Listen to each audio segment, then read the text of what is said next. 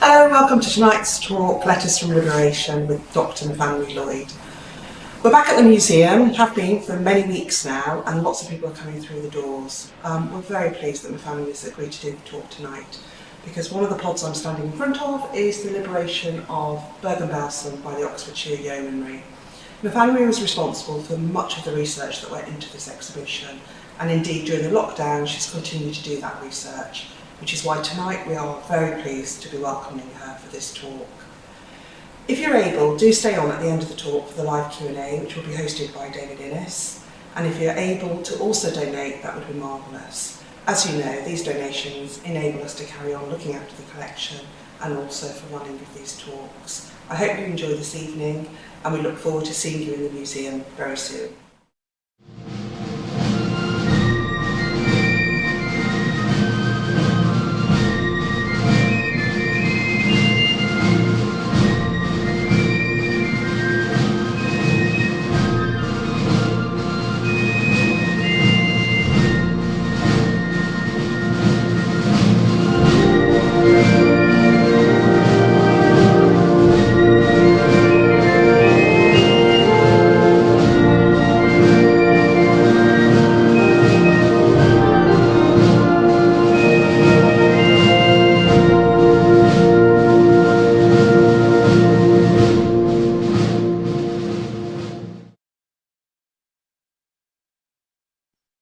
Hello and good evening. Welcome to the Soldiers of Oxfordshire Museum.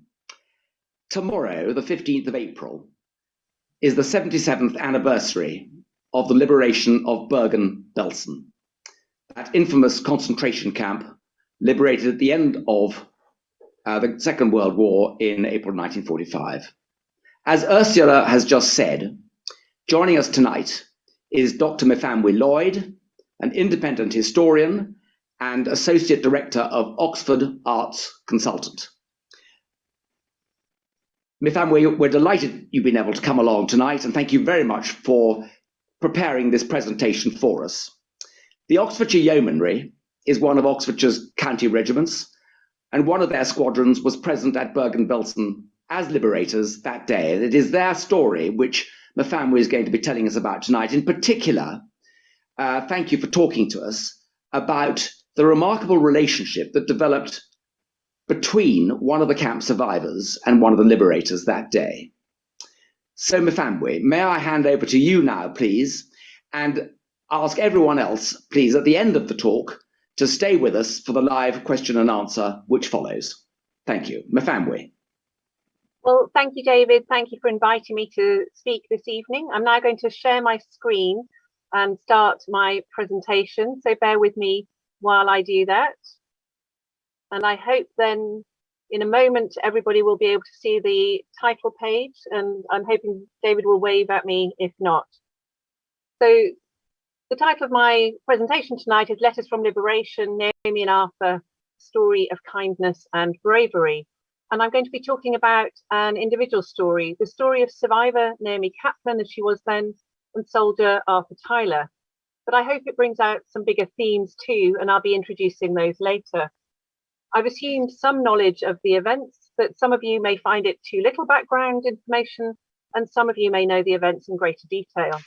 It's obviously a privilege to be talking about this material on the eve of the anniversary of the liberation, 77 years on. So I'm going to start.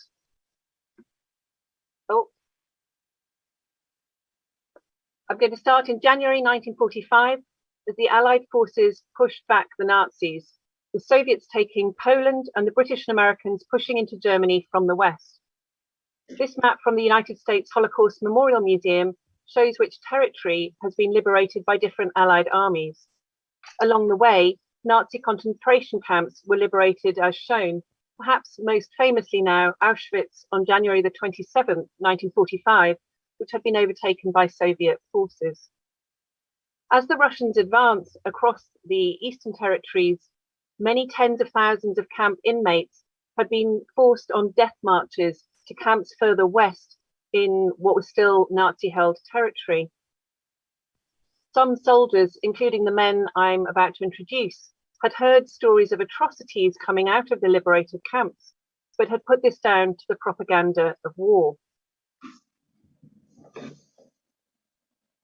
So these are some of the men of the Oxfordshire Yeomanry. For those of you not familiar with the regiment, the Oxfordshire Yeomanry soldiers were territorials. In times of peace, they served part-time, in contrast to regular soldiers who joined the army as a career.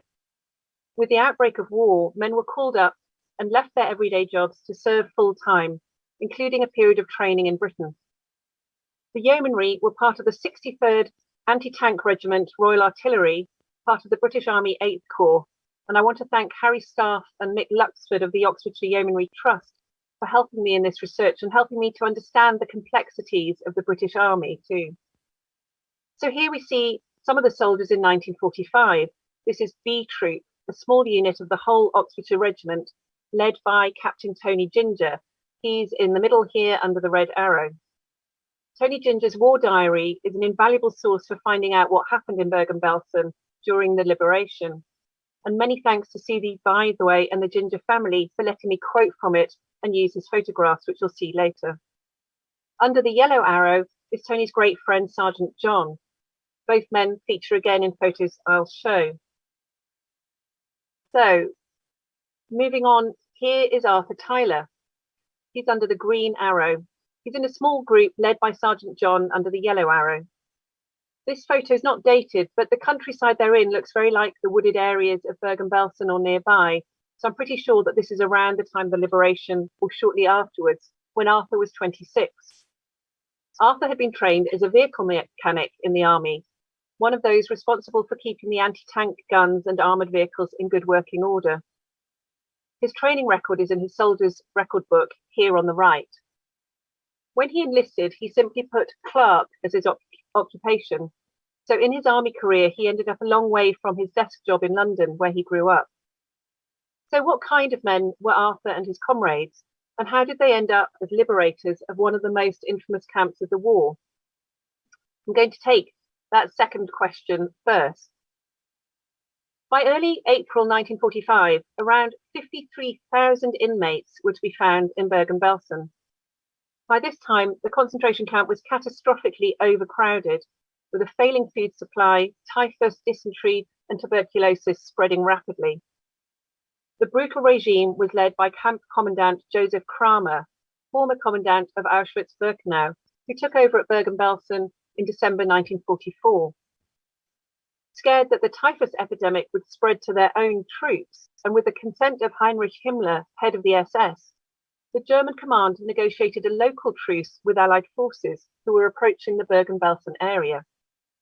Under the terms of the truce, several hundred Wehrmacht German army soldiers guarding the concentration camp were to be allowed to return to their own front lines. The remaining Hungarian guards were to stay in the camp and continue their duties under the command of the British. The SS guards largely fled, but those who stayed and the SS administrative staff who were to remain in post under the command of Joseph Kramer. Now, the British knew that many nationalities were present, but no mention was made to them by the German concentration camp authorities of the large number of Jews held in the camp. The British were told that the camp mainly contained prisoners of war, criminals, and political prisoners. The Oxfordshire Yeomanry troops had fought their way across the River Rhine and were now, as it were, in the area and available. They were chosen under the commander of Lieutenant Colonel Dick Taylor and Major Ben Barnett to take over the camp on the 15th of April, which remained behind enemy lines. And the photo here shows Arthur Tyler in this period of 1945 with some of his comrades in the regiment, clearly en route. So who were the men, and what could they have been prepared for? Well, Tony Ginger is here on the left. We've met him earlier. He grew up on a farm and then worked at the Oxford branch of Barclays Bank. On the right here is George Leonard. Before the war, he worked at the car factory in Oxford, and George later became head porter at one of the Oxford colleges. Very sadly, we heard last month that George has just passed away, aged 101. Gilbert King is shown here in the middle, and he was a chair and cabinet maker before and after the war. And here under the blue arrow is Ronald Payne, who was a bricklayer. And as I mentioned before, Arthur Tyler was a clerk. So these then were truly ordinary men about to face the most extraordinary circumstances. Going into the camp, the first thing the soldiers noticed was the smell. Arthur Tyler later described it as a peculiar smell, a sweet smell. This smell turned out to be coming from the piles of bodies that littered the main camp, more than 10,000 men, women and children who had died and been left unburied. Living in the squalid conditions of the main camp, Camp 1, were around 38,000 survivors. Many were terribly ill and starving, and these two images capture some of the scene that would have greeted the soldiers. All of the photos that I'm showing of the camp today come from the collections at the Soldiers of Oxfordshire Museum, owned by the Yeomanry Trust. The photos were taken by Army photographic units who arrived within the first few days of liberation, and packs of photos were brought back by soldiers, including Arthur Tyler. There's a whole story about the images from the liberation if we want to discuss that later. Conditions in both the men's and women's sections of the camp were appalling, with no water supply, no sanitation and no food. Over the night of the 15th of April, the Oxfordshire Yeomanry soldiers were ordered to maintain calm, with senior officers fearing attempts of a mass breakout by inmates suffering from typhus. The men found the sight of the inmates so shocking that their reactions ranged from wanting to help to wanting to flee. Arthur Tyler recalled seeing ghostly figures walking towards him at night. This turned out to be starving survivors who had broken into a food store and had been eating flour, which now covered them. On seeing the conditions of the camp and the murderous brutality of the regime there, the British senior officer abandoned the agreement with the Germans. Instead, he arrested the camp SS commandant Joseph Kramer and disarmed the other SS who were responsible for this horror. They quickly coordinated with other Allied troops, including medical forces, to start an emergency relief effort. Remember that the Oxfordshire soldiers thought that they were taking over a functioning prisoner of war camp, and they were not prepared for a disaster. So how, in amongst this desperate chaos, did Arthur Tyler meet Naomi Kaplan? Or perhaps I should say, how did Naomi find Arthur? So Naomi Warren, born Kaplan, was born in Volkowisk, a small city in eastern Poland, now in Belarus. She grew up as part of a large family within which Jewish traditions went side by side with secular and cultural activities. She's pictured left here as a child with mother Shazia, father Samuel, older brother Mark, and older sister Elizabeth, and pictured right here as a young woman, I think probably actually a late teenager.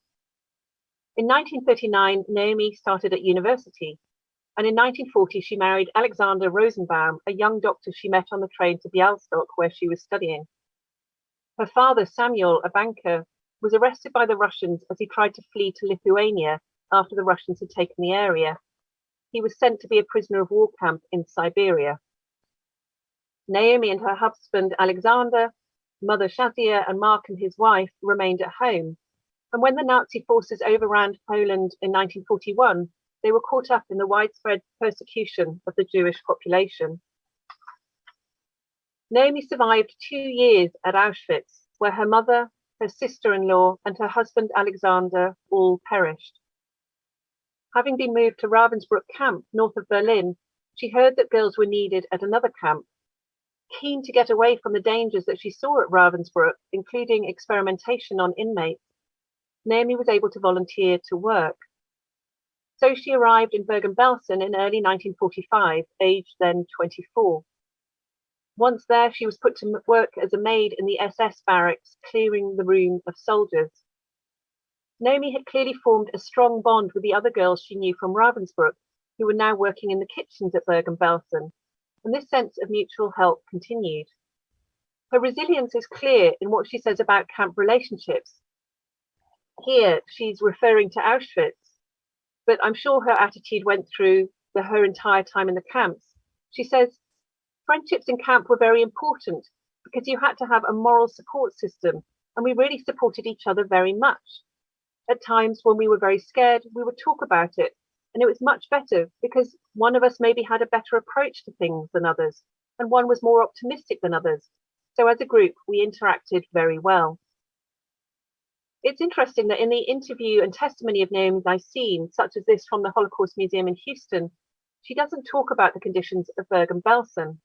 She focuses on the liberation, the release, the looking forward, and I want to come back to that in a moment. First, I want to show you more of what the Oxfordshire soldiers like Arthur Tyler were doing in the first few days after April the 15th. Not being medics, the Oxfordshire soldiers could do little for most of the camp population, but as soldiers they were put to good use. Their first job was to round up the SS, disarm them and set them to work burying the dead, an absolute priority. In this picture taken on the 17th of April, you can see the SS personnel here in the front about to start loading bodies onto the truck. They're surrounded by Oxfordshire Yeomanry men, and they're watched by survivors here at the back who are finally seeing their former captain taken prisoner. Tony Ginger, as recognised by his family, is here under the red arrow, Ronald Payne under the blue arrow, and Sergeant John under the yellow. Tony Ginger recorded these events in his diary at the time and said, "At 2 o'clock, we set them on to burying the dead. B Troop has the task of encouraging them on, and I don't think they will forget us in a hurry." The Oxfordshire Yeomanry worked in shifts guarding the SS as they moved and buried bodies in mass graves. But they also spent time showing other new Allied forces around the camp and finding out the extent of the barbarous conditions in different areas of barracks, tents, and open grounds that were all used by inmates due to the terrible overcrowding. And here is an image of a happier moment. It's another soldier of the Oxfordshire Yeomanry. His name is Lance-Bombardier, and he's supervising the distribution of clean water to women inmates. The heading is from the photographer's notes that they took as they took the pictures.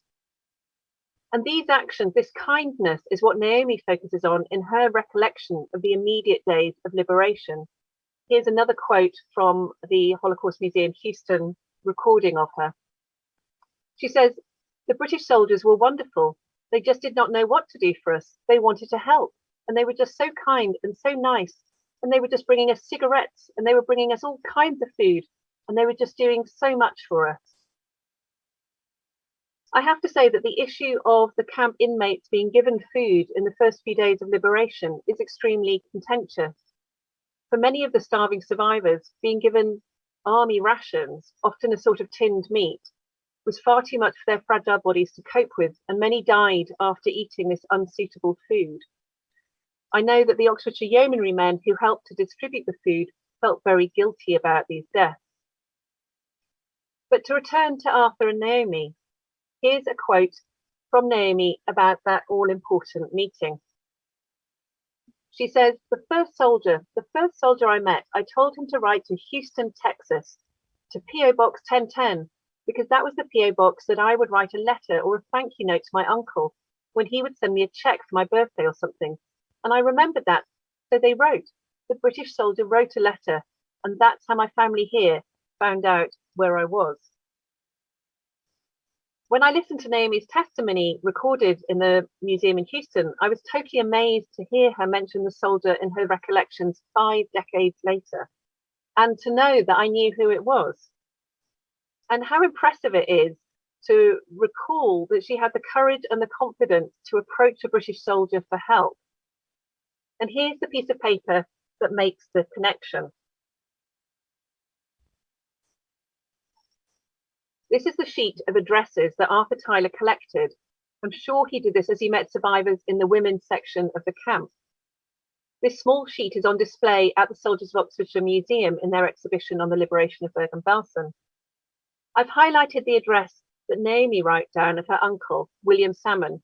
Here you can see it, P.O. Box 1010. So this is the extract in your top right. Each address has a note of the relationship to the survivor. I hope you can see here that Naomi says niece.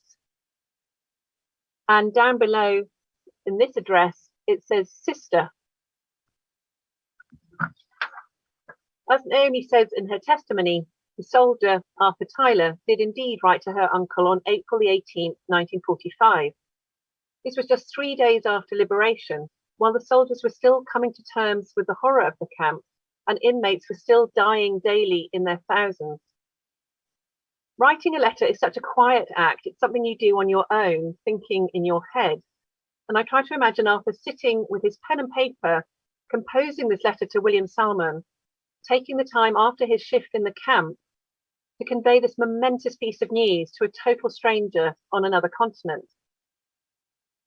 We know a little of the mood of the Oxfordshire Yeomanry men in those first few days in the camp from the recollections of Ronald Payne, and his account is rather sobering. Here is Ronald Payne on the right of this photograph with his great mates Eddie and George. Sadly, I don't know which one is which. His account shows how quickly and how deeply the men were affected by what they saw. He says, Sergeant Rawlings was now chain smoking. Lance Sergeant Morse's hair started coming out in patches. We were all very silent and there was very little chatter. George now started acting oddly and would stand looking into the pits which were now filling, even when he had no reason to be there. Eddie and myself took it in turns to get him away. And of course, when he says the pits were filling, sadly, this was with the bodies that were being buried in mass graves. And in amongst this situation, Arthur Tyler is writing letters, and Naomi is, with what now seems to me, as I get to know her posthumously, with her usual incredible optimism, she's grabbing hold of her new life. So here is another quote from her testimony about liberation. When asked how she felt, she said, I felt so happy, and we just started celebrating, and we started exchanging cigarettes for all kinds of food, and we had parties, and we suddenly became young people with a lot of ideas of what we're going to do with our lives. And suddenly the whole world opened for us, and there was no limit on what we could do. So it was just such a fantastic, exuberant time. We just wanted to kiss every soldier that came. It was really just wonderful. The joy and the hope here are truly amazing. I have to say, of course, this is definitely not the experience for all survivors, or even for many of them. The vast majority suffered enormously even after liberation, and it's another subject worth more discussion of what liberation even meant for people who were in the camps at that time. But as the world opened up for Naomi, across the world in Houston, there must have been celebrations too, as first her uncle and aunt and then her sister found out that she was alive. On the left here is William Bill Salmon, Naomi's uncle, who was a colonel in the United States Army. Although Arthur Tyler had written to him on Naomi's behalf in the USA, he had in fact been stationed in Europe and had been instrumental in the coordination of the Normandy landings in June 1944 as port commander of Le Havre during the Allied invasion. On the right here is Naomi's sister, Elizabeth Brandon. In 1935, Elizabeth was married to Sylvan Brandon, a doctor, and she had studied at the Sorbonne in Paris before the war broke out. They swiftly emigrated to New York and then to Houston, and here Elizabeth pursued her academic career.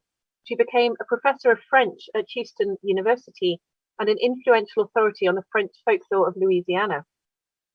But back to 1945. It is Elizabeth's letter back to Arthur that first describes the reaction of hearing the news that Naomi, her younger sister, is alive. And here is that letter, dated May the 26th, the day that she received the letter sent on from her uncle. Elizabeth wrote 2 letters back to Arthur, trying 2 different routes to ensure that one would reach him. In each letter, Elizabeth asks Arthur to get a message to Naomi and to tell her that Elizabeth's husband, Captain Dr. Sylvan Brandon, is stationed in Germany and will try to contact her. Her joy at the news of Naomi's survival is expressed in her beautiful English. She says, I am infinitely happy to know that she is alive and well, and I will not rest until we are reunited. There is also the poignant reminder that many of the fractured family had perished. Elizabeth writes, our father is well and safe in Russia. I do not have any news of the rest of the family. Naomi, there in Bergen-Belsen, knew that her mother had perished in Auschwitz. Elizabeth still had to wait to learn of her fate. By the time that Elizabeth received the letter sent via her uncle, Arthur Tyler was long gone from Bergen-Belsen. The Oxfordshire Yeomanry moved out of the camp on the 21st of April, barely a week after arriving. By now, the burial of the dead was well underway and a hospital was being established by the Royal Army Medical Corps. The liberation and medical rescue efforts would involve thousands more troops and numerous civilian relief organisations from Britain, the US and other allies. In June 1945, the emergency hospital, for example, was still treating 11,000 ill survivors. Arthur Tyler, along with Tony Ginger, Ronald Payne and other soldiers, moved first to Celle, a town near Bergen-Belsen, then slowly on up to Kiel on the Baltic coast. The Oxfordshire Yeomanry at this point were largely responsible for guarding German POWs, who were now held in their thousands as the Nazi war effort collapsed and the war came to its conclusion in their total defeat. This photo, which I believe was taken on the Oxfordshire soldiers' journey north, shows Arthur and a friend sitting on a downed Nazi plane. This is Arthur here on the left. But what was the impact on Naomi's life of that first exchange of letters? Well, the answer is rather extraordinary. As Elizabeth Brandon wrote in her reply to Arthur, the sister's uncle Bill, William Salmon, had been in Europe. He was able to ensure that, although he was no longer there, fellow soldiers he knew went to visit Naomi. And soon after, Naomi's brother-in-law, Elizabeth's husband, Dr Sylvan Brandon, was also able to visit. And this photo shows Sylvan Brandon in his uniform. Although not a US citizen at the time, he'd been drafted into the Army Air Corps and rose to the rank of Lieutenant Colonel. Anne Brandon, Elizabeth and Sylvan's daughter, told me that after D-Day and the winding down of the war, Sylvan asked to be sent to the front in order to look for family members. As he was a lieutenant colonel, he was able to secure a car and a driver, and that's how, after receiving word that Naomi was alive, he was able to track her down. And here is a wonderful photo of Naomi with Sylvan. This was taken at the displaced persons camp called Diepholz that Naomi was sent to after Bergen-Belsen. Naomi's reaction to these events in her later testimony was typically positive. She said, "All the American soldiers would come to see me, and then my brother-in-law came to see me, and my brother-in-law was absolutely wonderful, and everybody brought cigarettes. And packages started coming from my sister, and my sister started sending me things, and I started receiving them." In her testimony, Naomi mentions again that the fact that the initial letter came from a soldier. She's also very well aware that her situation was very unusual, as other survivors struggled to find out information about their relatives or to get news to them. But Naomi refers to these visits as a continuation of wonderful experiences. And we can date the visit of Sylvan Brandon pretty precisely because, unknown to Naomi at this point, Arthur Tyler was still in correspondence with her sister Elizabeth. Although Arthur and the Oxfordshire Yeomanry had moved on from Belsen, he had received the next letter from Elizabeth written in May and had replied, as we can see here from Elizabeth's letter of July the 14th. She thanks Arthur for his letter of June the 10th. I have to say, I think the speed of this communication, given the time, is truly fantastic. Really, to be exchanging letters across the Atlantic in the space of a month is amazing. Elizabeth tells Arthur that Sylvan, her husband, had permission to visit Naomi at Diepholz on June the 30th, and she was waiting for news of how he found her. But Elizabeth had already had a letter and a photo from Naomi and knew her to be well and cared for. She thanks Arthur for passing on her letter to the Red Cross. The Red Cross would have been responsible for processing the letters in and out of the displaced persons camp. Again, an extraordinary feat of administration in a country in disarray. And Elizabeth, again, expresses her thanks in the most touching way. From what you can see, she says here. She says, "I do appreciate your interest in the fate of my sister so much, and I know that if it had not been for good people like you, my sister would not be alive now." What I find so moving about this is the shared sense of interest between Elizabeth and Arthur over Naomi. Arthur had known Naomi so briefly and had left the horrors of the camp behind, but he had written again to find out how she was, to know more. Naomi herself seemed to attract the good luck that she speaks of throughout the testimony of her liberation. At the displaced persons camp, she met a Polish chaplain with the British Army, who was able to put her in touch with a Polish doctor, who turned out to have been a close friend of her husband's before he perished at Auschwitz. The Polish doctor was another of the good people who helped her, this time procuring a passport which then enabled Naomi to leave the displaced persons camp in Germany in the autumn of 1945. She went first to Brussels, then Paris, and eventually headed to America. This brings us to January 1946. The war in Europe had been over for 8 months, and Arthur, still stationed at Kiel, is demobbed from the regular army back into the territorials. The next image is of his soldier's release book. The release book contains a testimonial on Arthur's time in the Oxfordshire Yeomanry, which offers us a view of a man who I still know very little about. It describes his conduct as exemplary and goes on to say, he is a thoughtful, intelligent, and extremely reliable NCO who has always shown the greatest of interest in the work. He has shown enterprise and initiative when given responsibility, and has at all times set an excellent example to his fellow soldier by his fairness, reliability, and smart appearance.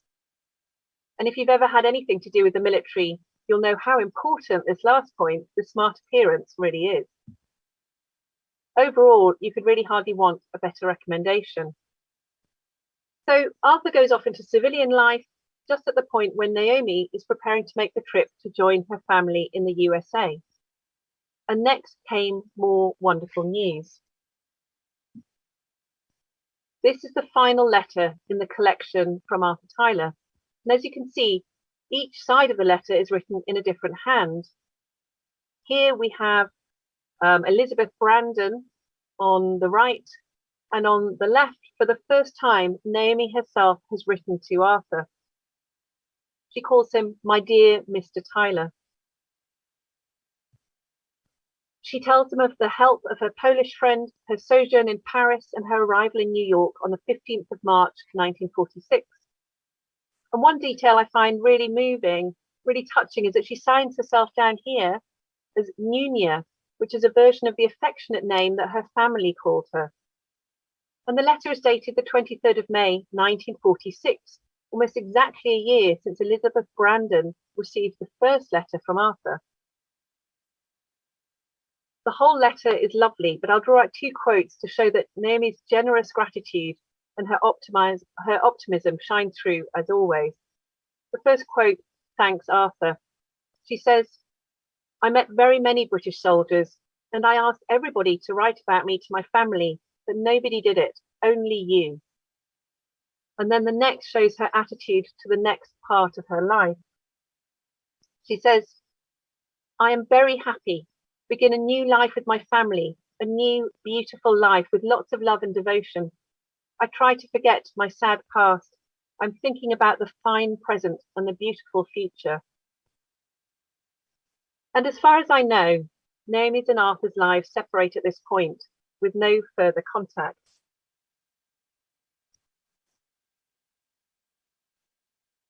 Naomi subsequently married Arthur Warren, himself a survivor of the concentration camps. He had been liberated at Buchenwald.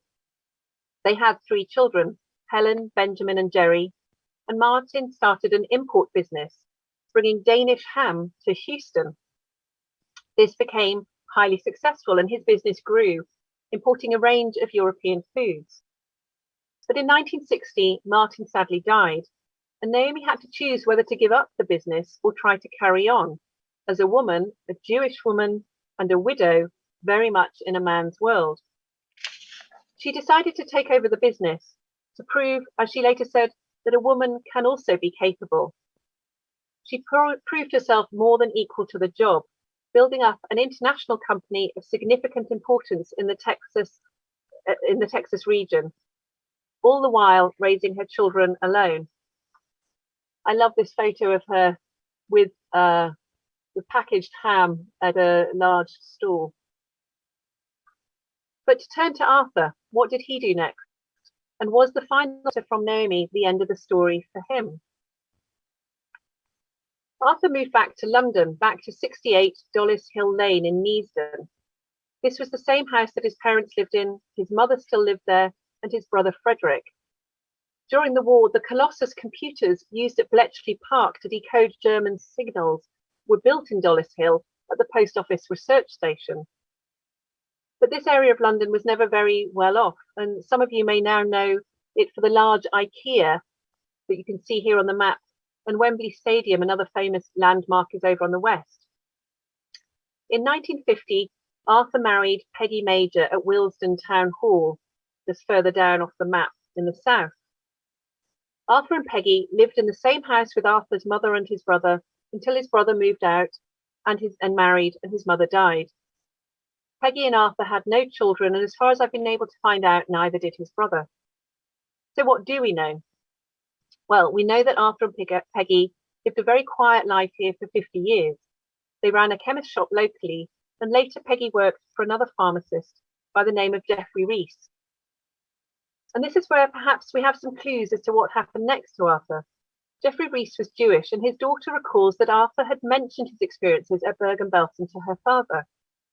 In fact, the Neasden area where Arthur grew up already had quite a significant Jewish population, which was increased in the 1930s by refugees fleeing Nazism. Over in the east, you can see Golders Green, still a home to a large Jewish community.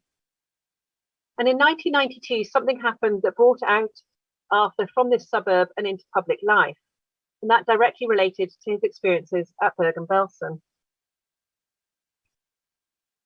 In early 1992, it was revealed that a major national newspaper, the Sunday Times, had hired David Irving, the Holocaust denier, to transcribe sections of the diary of Joseph Goebbels, the Reich Minister for Propaganda in the Nazi regime.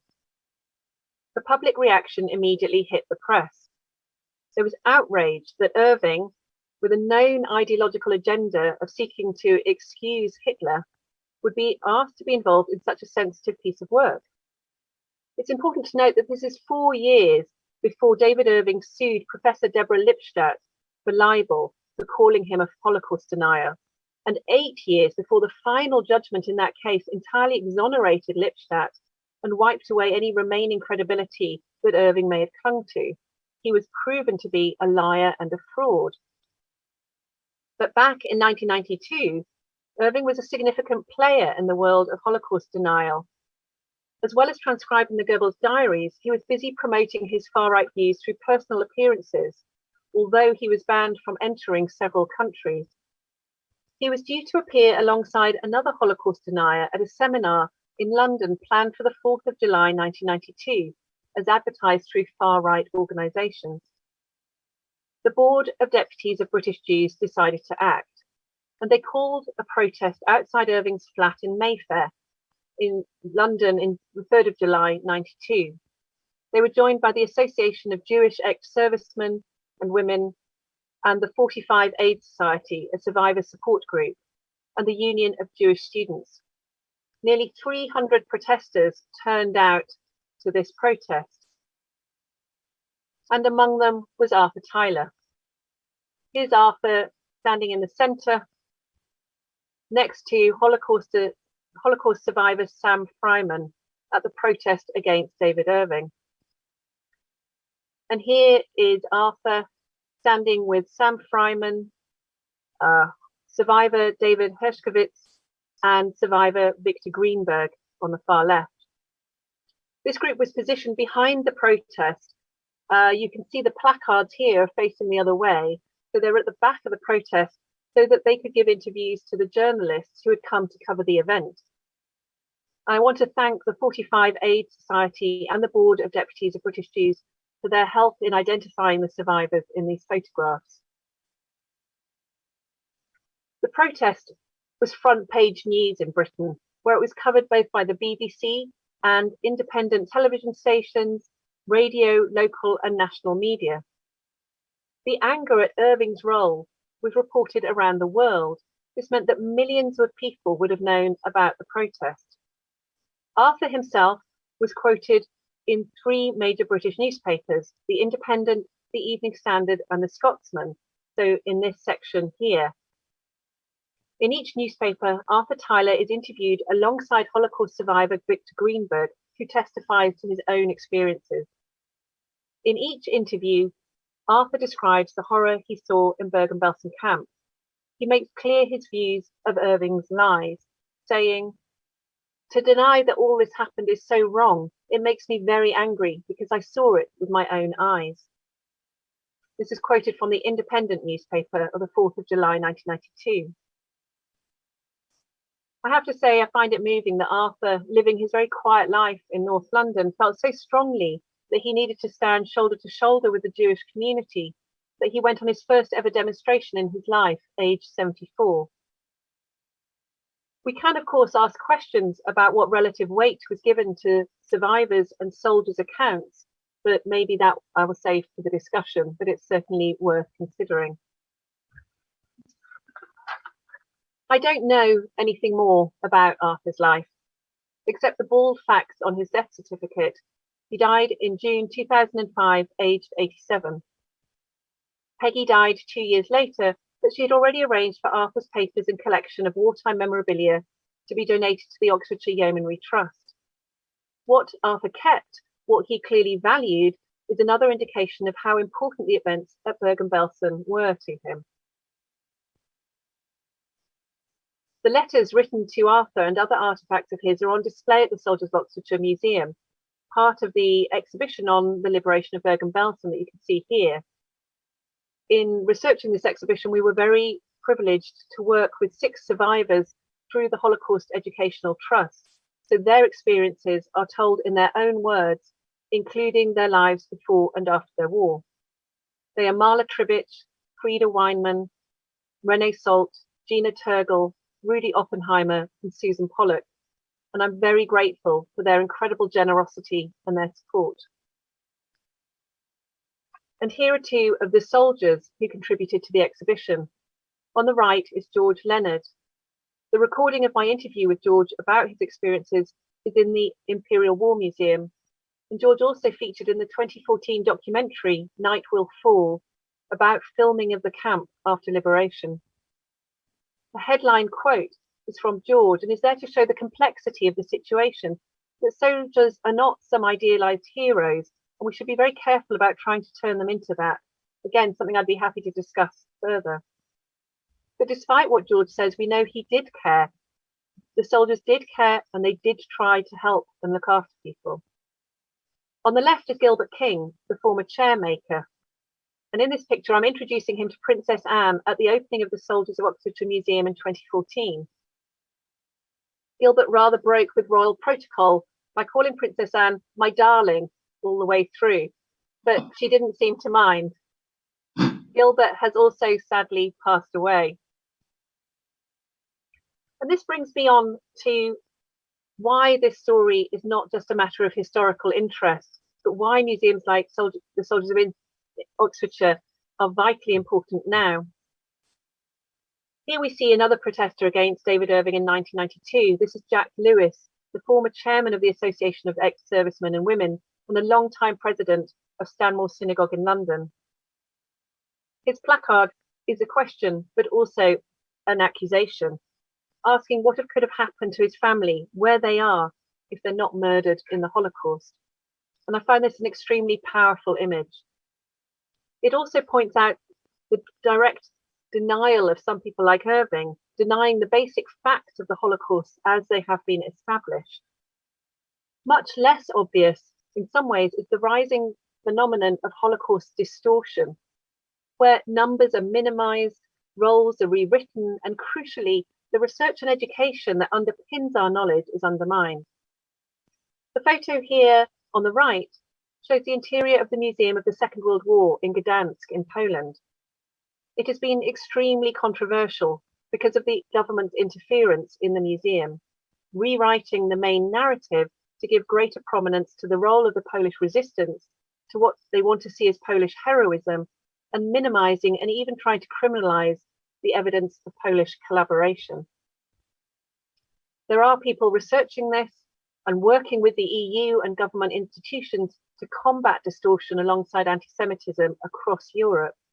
But this is just one worrying example. There are many others. So we may have defeated one denier, but the work is not over. And carrying on to think about the role of museums, here is Naomi in her later life. Naomi helped to found the Holocaust Museum in Houston, the start of her extraordinary philanthropy, now carried on by her wider family.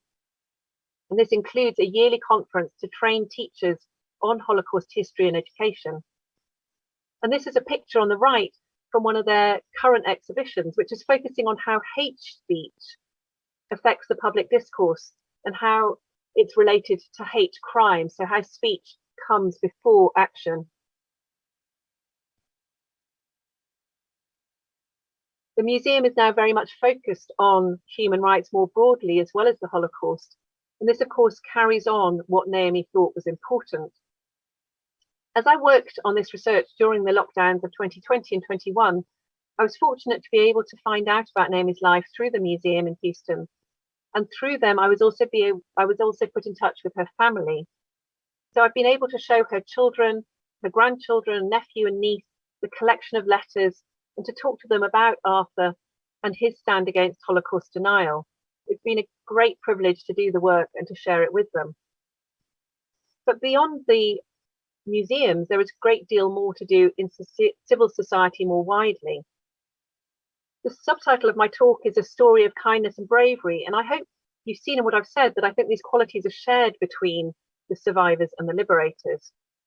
Naomi's own life shows both, and her view is typically generous. She says, I personally think that all these obstacles and the hardships that I've dealt with in camp have made me a much stronger person and have made me a much better person because I understand how hard it is to deal with the things. And I developed, I think, a greater amount of empathy for people that maybe I did not react the way I reacted, and maybe I could help them. She goes on, I really think that persisted in my life, and I always feel that people have to be treated very nicely, and I always feel that you have to deal with feelings and help others. So that's my approach to life, and I feel that seeing so much misery and seeing so much hardship teaches you a lot. It taught me a lot. There is increasing interest in the idea of kindness, the action of kindness and what it means to us as humans. The pandemic has brought out some pretty ugly sides to people, but this has been far surpassed by the most extraordinary acts of selflessness and compassion. And there's been an incredible increase in the number of organisations in the UK and more widely committed to being kind and to acting together for the greater good, or to focus on a particular group of vulnerable people. And there's research going on into kindness. What is kindness and why it is so effective, so powerful in binding us together? And I think to look at kindness during war, during extremity, across the barriers of language, situations, surrounded by fear and anger, I really think that's worth further investigation to see how we can use that to promote greater tolerance and respect. And sadly, with current events, this could not be more relevant. So this is where I leave Arthur and Naomi. In this photo taken near Kiel, Arthur is turned away from us. I still feel that I don't know enough about him, what motivated him, how he really felt, whether he knew the impact of his kindness, what he was really like. So he's still an enigmatic figure. And here is Naomi, after the war, looking forward to her new life and what a success she made of that. I'm sure that tomorrow will be a day of reflection on the events that took place in 1945 and leading up to the liberation. But maybe on the eve of the anniversary, Naomi's story can give us some hope to end on. Thank you very much for listening, and thank you again to all the families and organisations who've helped me with this research. It's very much appreciated. I'm now going to stop sharing my PowerPoint and hopefully go back to David.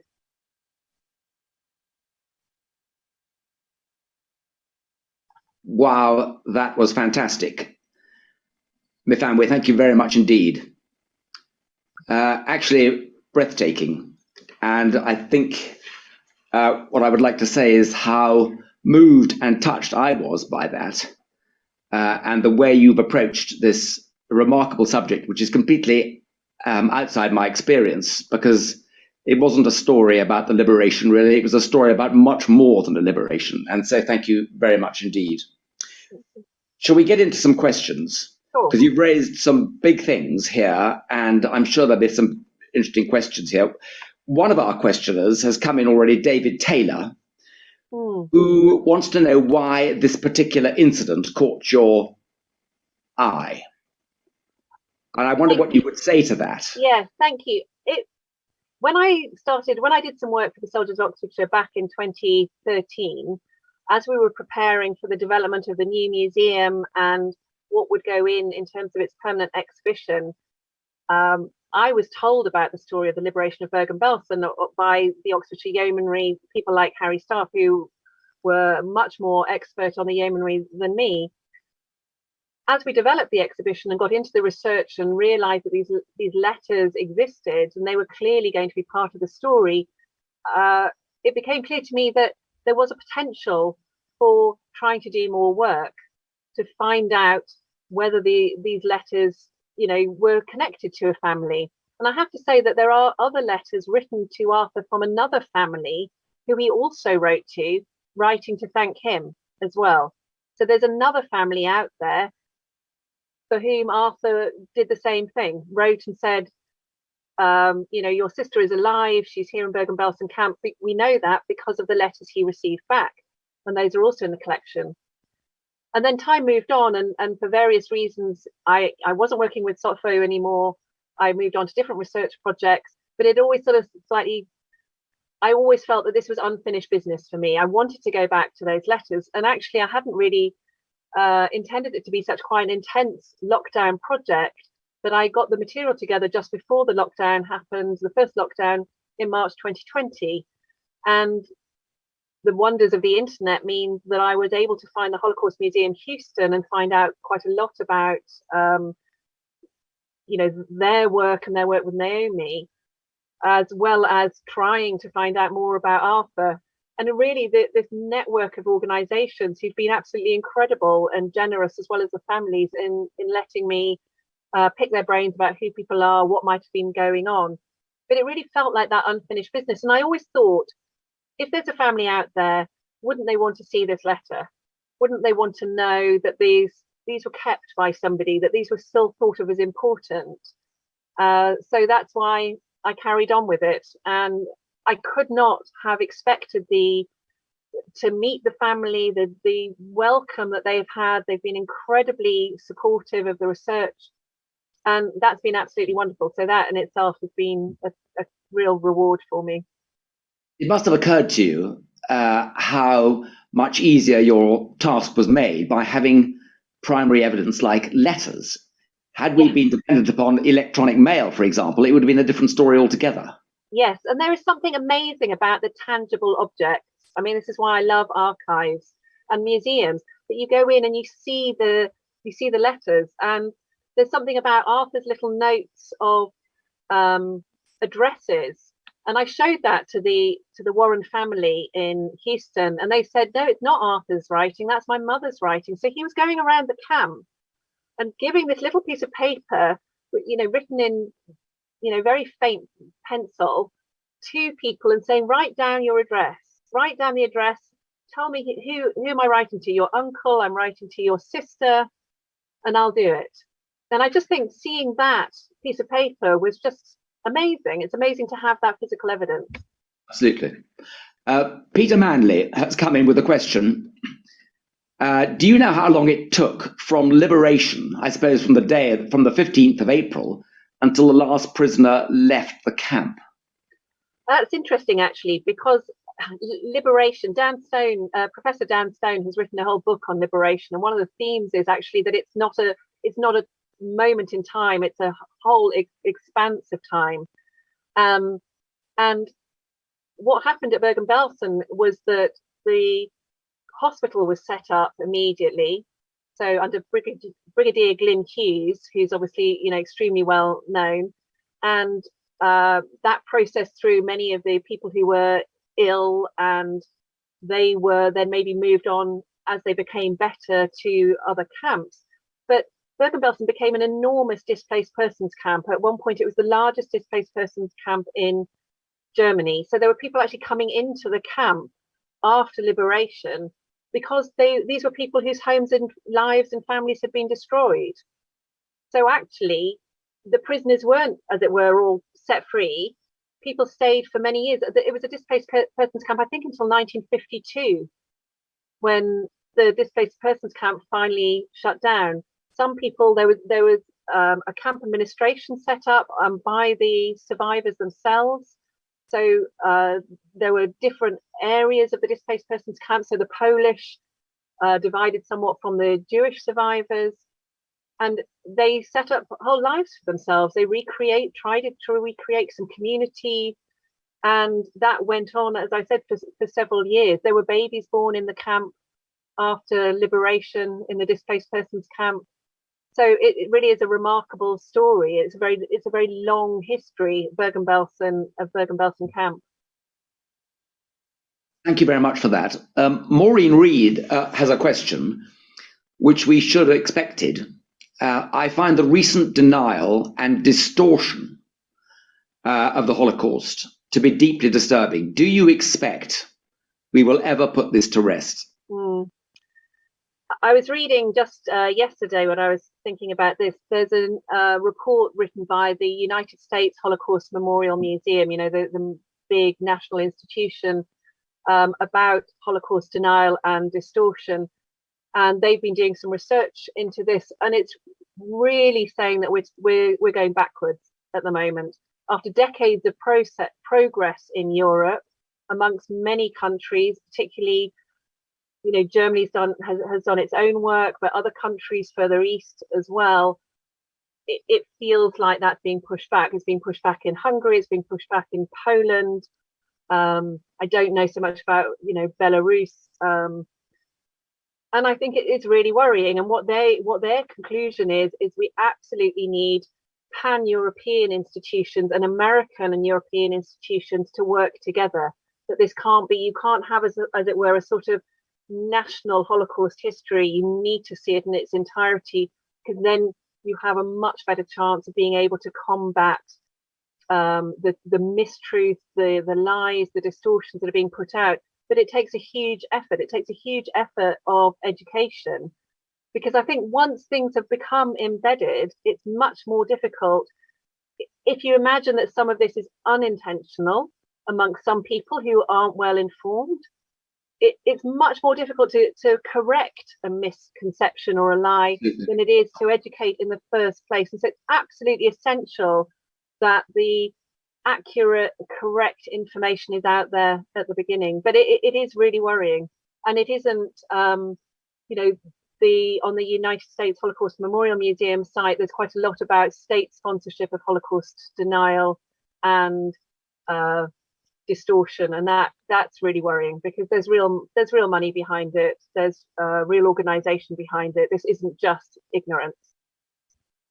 And of course, at a local level, I guess that underlines the importance of museums like ours in Woodstock, remembering year after year at an appropriate time to keep this memory alive. Absolutely, because I think one of the things that local museums can do, or museums around the country, is focus on these individual stories as part of the bigger context, because people find it very hard to take in the big numbers, the big figures. It's hard sometimes to make that, to comprehend it. Whereas I think, what I hope is that some of these stories actually help to put that in context without losing the nuance of the fact that Naomi's experience would be different from other survivors, or Arthur's experience would be different from other soldiers, without minimizing it to one story. There are millions of stories, but I think museums working with educators, working with schools, absolutely have a central role to play. Thank you very much for that. Maureen, I hope that answers your question, and thank you for it. I got a question from Henry Spielberg, one of our trustees, about how much preparation you think the soldiers entering the camp had before getting there? I mean, what news reached them before they got into the camp about what it was going to be like for them to witness what they saw? It's very interesting because all of the soldiers go into the camp and say, I had absolutely no idea. We walked in, and there's a sort of weird irony in that the Oxfordshire Yeomanry were told to sort of basically polish their buttons, put on their smart uniforms, get their machinery looking smart and tidy in order to go into the camp, because we're the British Army, we're going to take over the camp, we want to look authoritative and good. And of course they had no idea that they were going into a complete disaster zone. Having said that, reports about the camps had been known for as long as the camp system had been in place. So from about 1935. So the early camps were widely reported in the British press. And it's important to remember that the camp system expanded hugely over a period of time, over the sort of 10 years, from work camps that would have been near factories to extermination camps such as Treblinka. So there wasn't one single camp experience, except that there was brutality across all of them. But already by 1941, the Polish government in exile was able to give quite detailed accounts of what was going on in parts of Poland, including in Auschwitz. So such as the mass murders, this was well known and it was well reported. And of course, in 1944, the Soviet forces had begun to overrun camps that were being, as it were, sort of abandoned or semi-abandoned in the east. So we always talk about Auschwitz in January 1945, but Majdanek had been liberated much earlier in 1944. And so there were already eyewitness reports coming out and survivors of those camps. So the British government absolutely knew more about the camps than I think we commonly believe. And the Polish government in exile was trying to get them to intervene, not just record events. So having said that, I think the Oxfordshire Yeomanry men didn't know what they were going to expect. And there's a difference between knowing and seeing. Again, a lot of people talked about this atrocity propaganda, or we've heard stories, George Leonard said, well, we'd heard these stories, but we didn't believe it. Nobody could do those things. And other soldiers say that as well. So I think there's that sort of disconnect between even knowing that there's going to be murders and seeing the sorts of inhumanity that they saw at Bergen-Belsen. But as for the bigger picture, there was knowledge about the camps system, and the government chose not to act. Yeah. Thank you very much for that. I'm going to take a tiny break here, Myfanwy, if I may, and just to ask everybody, please, to bear in mind the importance of your donations. I hope you feel that this is a good subject, a relevant subject, and an important subject for us to be talking about tonight. If you can show your appreciation with donations for the museum, that would be enormously helpful. We are a completely privately funded museum. We have no government support whatever. And being able to tell stories like this, which are so important, is very much part of what I think we should be doing. And we need help to continue funding the museum. So please bear us in mind, and don't switch off your computer at the end of this talk tonight without ticking that little box, if you'd be so kind. It means everything to us. I'm delighted to see that I've got a question here from my friend Alex Irvin Fortescue, who asks a very pertinent question, and probably a slightly difficult one, I guess. Have you come across any evidence that Naomi met Anita Lasker-Wolfisch, who played cello in the camp orchestra? Yes, yeah. No, well, Anita Lasker-Wolfisch was liberated at Bergen-Belsen and had been in the camp orchestra at Auschwitz, and has, been an extraordinary, given extraordinary testimony to her experiences, and was one of the witnesses at the Nuremberg trials, and is an amazing woman. I haven't come across any evidence of that, and to be honest, because Naomi arrived quite late into Bergen-Belsen, because she was frankly in slightly better condition than a lot of people, so she wasn't in some of the worst accommodation, and she was doing this job. She was cleaning the SS barracks, you sort of have to imagine the complete sort of chaos of the camp, that she would have probably met very few people outside of her own circle who she'd come with from Ravensbrück, those other women who were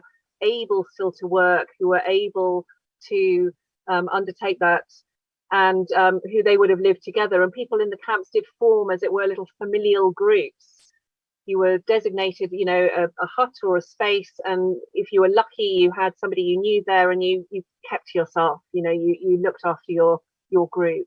So no, I don't know that she did meet Anita Lasker-Wallfisch, but obviously Anita Lasker-Wallfisch's testimony is now part of the Imperial War Museum's new Holocaust galleries and is always incredibly powerful. Thank you very much for that. And Alex, thank you very much for the question. A question from Fiona. How the reaction of Naomi to liberation was a positive one, of course, and a hopeful one for the future, and that's what she concentrated on. This must have been unusual, wasn't it? It was, and it's important to remember that we don't have her immediate reaction. What we have is her testimony much later about her reaction at the time. So we've got her recollections. And I think from speaking to her family and people who knew her, she was an incredibly positive person. She was a glass half full person. And we do, of course, have what she said in the letters about looking forward to her new life, making sure that her focus was on what was going to happen next. And actually her, you know, she had these terrible experiences and these terrible losses. She was reunited not only with her sister and brother-in-law, but her father survived his experiences in the camps in Siberia, and her father was able to join them in America, and her brother survived as well.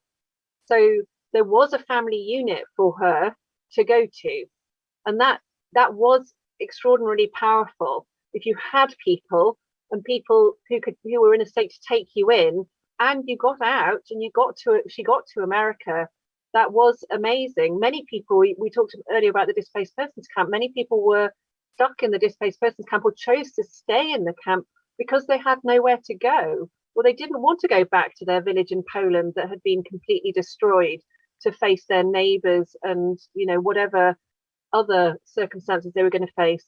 The British were very reluctant to let people go to Palestine, which many survivors wanted to do. So I think for Naomi to have that way out and to know very early that she had that way out was incredibly important.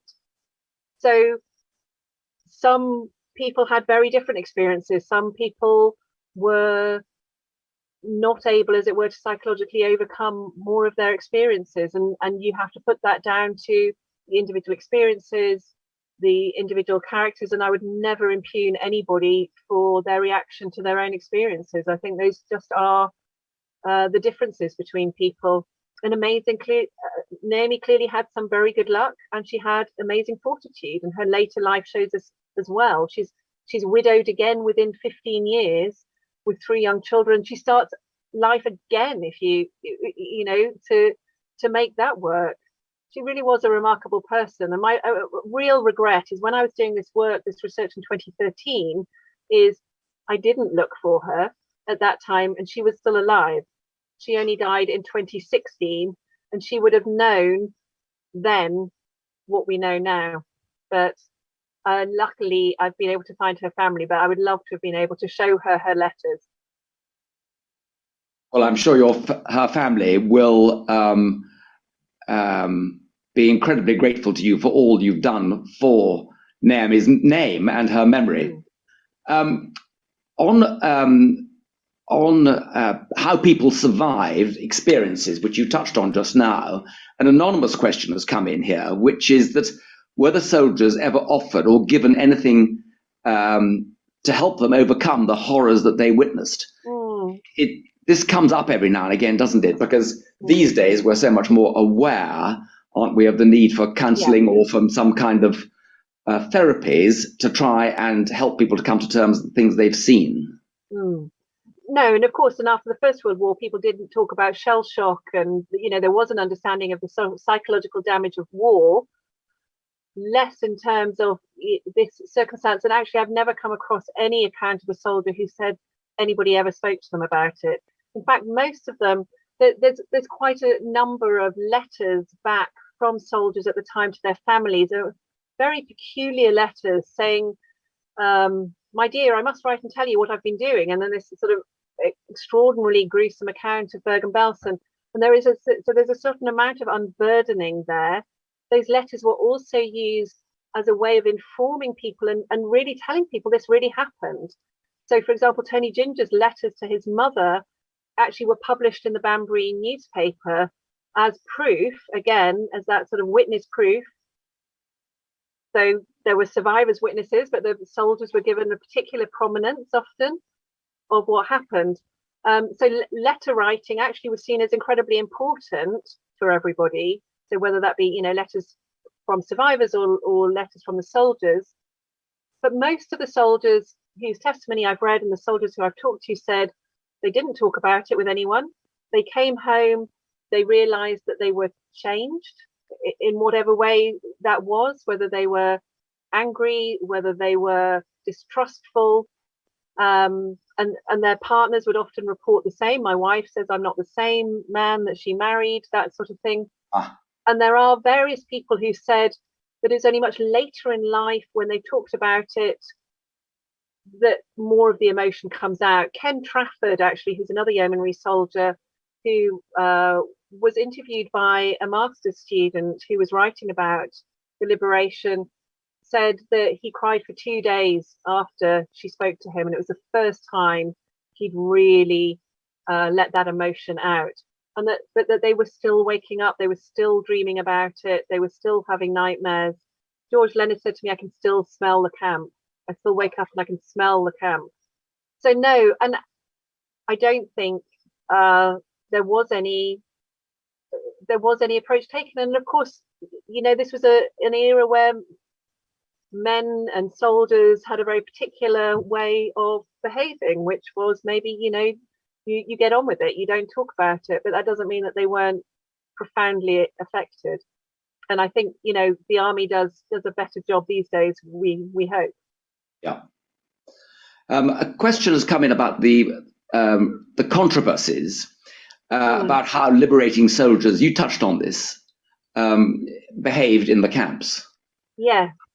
No, well, there's a few things to say about this, and none of this, again, is to impugn the individual soldiers, but the soldiers are controversial. I mean, I think we need to be honest about the soldiers aren't just heroic, or it doesn't do them any favors to not treat them as fully rounded, fallible humans. Well, the first thing was about the food. That, of course, the soldiers' first instinct was to rush out food to the survivors without really knowing what a devastating thing that was going to be. Many survivors died when they got into the food stores or when they were given foods because they simply couldn't cope with it. And what the medical teams then did was sort of take a huge step back and start with a sort of gruel-like, sort of liquid diet for the weakened survivors. And so, again, should they have known that? Could they have known more? Could the army have known more? Of course, the Bengal famine had been going on over in India, where again people knew that you can't just feed somebody up who's been starving. And so, is that about chains of command? And it's very difficult. So it's a difficult one. And actually, Anita Lasker-Valfish has commented on that herself. There are other tricky questions. For example, why were the SS made to bury the dead? Why use the victims as punishment for the SS? There's a horrible, sort of a horrible coming together there. That actually, what you want is for all those bodies to be treated with the utmost respect. And of course, they were then given. There were services in multi-faith services were performed around even these open pits where bodies had been moved into. But the idea that the SS even got to handle these bodies is controversial. And again, you can think of that both as the practicality that you just needed sheer people to do the work, but there was a sort of form of punishment in it, and I think that is difficult.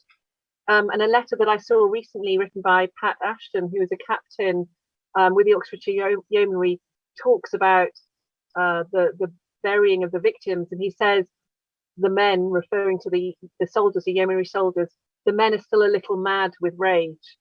And I think there was an unspeakable anger amongst the Yeomanry men that that you can see in the photographs, and you can, in the testimony, that they're finding it hard to contain.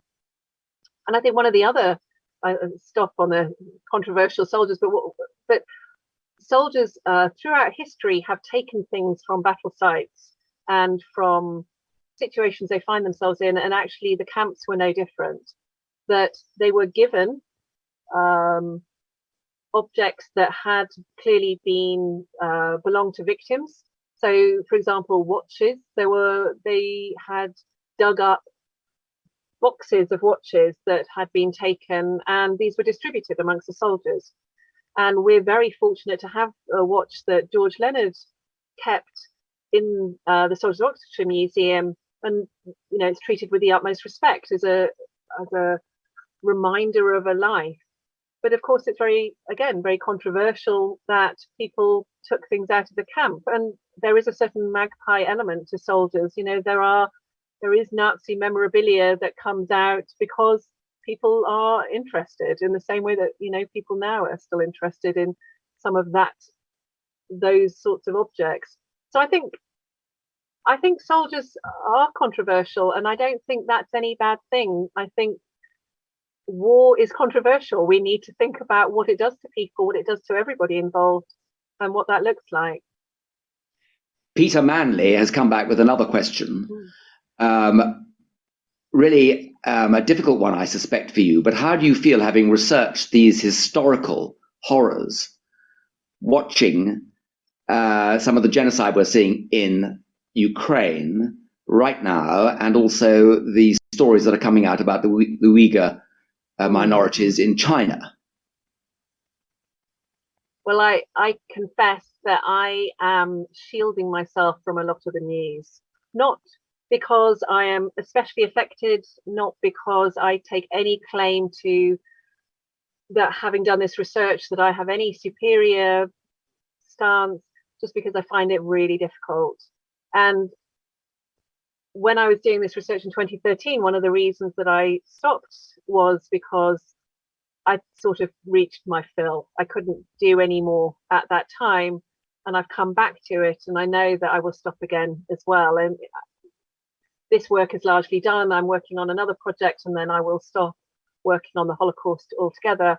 There are people who do an extraordinary job of research, of excavating these stories, and I couldn't do it more than I have already done. And so in terms of, I'm like everybody else, I'm completely horrified.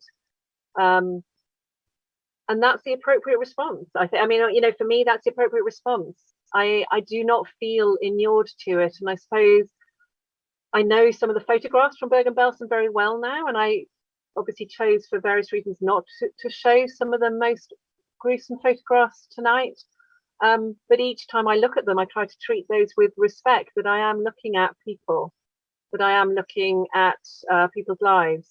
So I don't take it lightly, and I don't want ever to get to the point where I can whip through something on the Holocaust. So I'm going to step away from the research within the next 2 years, definitely. But in terms of what's going on, you despair, don't you? It's terrible. Indeed. One of the things you touched on was that all the photographs that you used came from the archive of the Oxfordshire Yeomanry Trust. And you said there is a story about these images, and presumably that's what you mean, is that you wanted to respect what you were looking at, and we need them. Yeah, and it's a very odd story around the photographs, because clearly the soldiers were given packs of the photographs. So the army photographers came in and were also didn't know what they were coming to. They've been working along with the army, with the Americans, and taking photographs. But suddenly they're in this situation where you know, it's sort of horrendous. They don't know what to photograph, who, but they know that they're recording something. They are recording absolutely monumental events that need to be recorded, and they do try and take down information about people. But I mean, I think it was an impossible situation in some ways. But the soldiers were then, the Oxfordshire Yeomanry were then given these packs of photographs. There was about 45 photos in each pack, and we've got several at the museum. And I've seen other packs in King's College London, for example, in the Little Heart Museum archive there, Ben Barnett's pack of photos. And it's very peculiar, but they were clearly designed to show other people, this is what we saw. Have this pack of photographs, take them home with you. This is what people saw. And of course, those images were then being also relayed through the British news press. And also there were exhibitions of these photographs for people to go and see. And so, you know, people like the Daily Mail put on an exhibition space. And then this was very much to counter the idea that people could say, oh, it's propaganda, or I don't believe it. So there are many, many sets of these photographs, and they're all the same. They're all about the same 45 photographs. But I think very much that the feeling now is about the ethics of care that we owe to the dead and survivors. And I did show you a couple of images there without knowing the names of those survivors, and to that extent I'm using them to show the camp conditions, but they are all people, they are all victims, and we do them a terrible disservice to try and use them to shock ourselves or other people. And the second reason is that I think you have to be very careful with what you show, is the ethics of care for the people who are watching or who come to the museum, for example. And we had a big discussion about this at the Soldiers of Oxfordshire Museum, but clearly the Imperial War Museum does the same. I mean, the Imperial War Museum has thousands and thousands of school students coming, but they have a minimum age limit of 14 for their Holocaust galleries for very good reason. And it's not just that you're going to be shocked, and it's not just that you're going to be upset, but it's just that isn't helpful to understanding what you're looking at either. That there are age appropriate things to understand, and also there's ways, even if you are an adult, there's ways of being introduced and having things contextualized for you, so that it's not just a horrible image. Because if you treat things with revulsion, or you show them in that shocking way, you don't promote understanding. So for me, it's really important that we're promoting understanding rather than shock. And the final point is to remember that all of the photos that we see, all of these photographs from Bergen-Belsen are taken after liberation. There aren't photos during the time that the camp was being run by the SS. So however horrific these photos are, they are not photos of what the camp was like. We just still can't imagine that. So I think, again, we need to be really careful with how we treat the photographs. So I use less rather than more. And there's actually a new exhibition coming up at the Jewish Museum called The Eye as Witness, which is examining Holocaust photography, and it's not opened yet. So that will be one to visit. And it's designed to make us sort of think about the motives behind recording historical events. And again, it's very relevant to now. What is it we're showing? Why are we showing it? What reaction are we expecting to get? And how does that help us understand situations? So I think all of these questions about the Holocaust atrocities are relevant, today, absolutely. Well done, Myfanwy. I think we've put you through the ringer tonight. And so I'm going to draw it to a close. I do have one comment which has arrived on screen, I'm glad to say, from Chris Lawrence, the chairman of the Oxfordshire Yeomanry Trust, thanking you on behalf of the Oxfordshire Yeomanry Trust for telling this important story tonight. It's one that we've been aware of course, in the museum for a long time. You yourself curated that splendid display we've got there now. It's a story we've owed ourselves, as it were, and it's been very important that you've told it so well and so cleverly and imaginatively tonight. And I think you will have touched a lot of people in the process. So thank you very much. Thank you. One of the other Oxfordshire Yeomanry squadrons I know was captured at Singapore and were prisoners on the Burma Railway, and maybe one day there'll be another story to be told about them. But for now, I think we're going to draw everything to a close, and I'd like to thank a few people, really, particularly Clive Smith of Heidi Borden Video, and the help we get from the Army Flying Museum in putting on these talks. To all of you, thank you very much for watching tonight and for your donations. Please don't forget us.